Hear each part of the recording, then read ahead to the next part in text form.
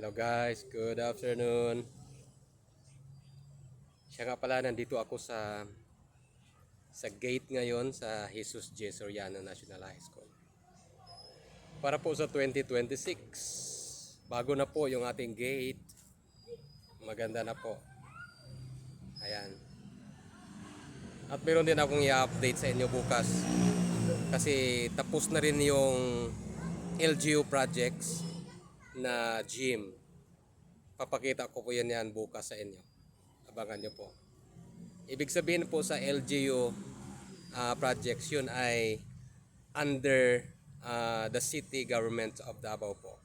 Sila po yung nagmo-monitor at nag-funding po para sa project na yon. Tingnan po. Hindi pa po ako makapasok kasi wala yata yung guard o baka nandun nag-roving po sa mga schools.